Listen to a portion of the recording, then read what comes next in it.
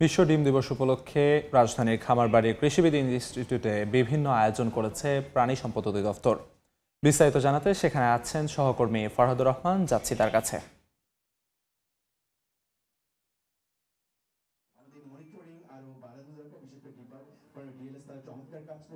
ফরহাদ,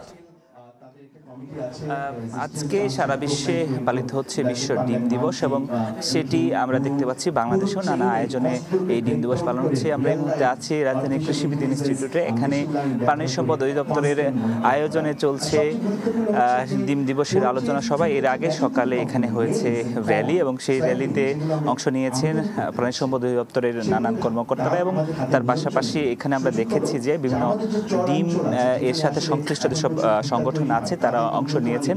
আমরা জানি যে ডিমের নানান প্রশ্ন আছে, সেটি নিয়ে এখন আলোচনা হচ্ছে এবং ডিমের সারা বছরের দামের যে নানান তারতম্য আছে সেটি নিয়েও আলোচনা কিন্তু হচ্ছে। আমরা দেখছি যে ডিমের নানা সময় বছরের নানা সময় ডিমের যে সংকট তৈরি হয় সেই সংকট নিয়ে আলোচনা হচ্ছে। কেন দাম আসলে নানা সময় বেড়ে যায় সেটা নিয়ে বিস্তারিত গবেষণা তুলে ধরছেন কৃষি বিশ্ববিদ্যালয়ের একজন অধ্যাপক এবং তারপরে আসলে এখানে উপস্থিত আছেন প্রাণী সম্পদ উপদেষ্টা। তিনি আলোচনা করবেন এবং নানা অংশীজন কিন্তু আজকের এই আলোচনায় সবাই অংশ নিয়েছেন এবং সারা তো এই ছিল আমার কাছে এই ডিম দিবস উপলক্ষে বাংলাদেশের এই প্রাণী সম্পদ অধিদপ্তরের আয়োজনের সবশেষ খবর।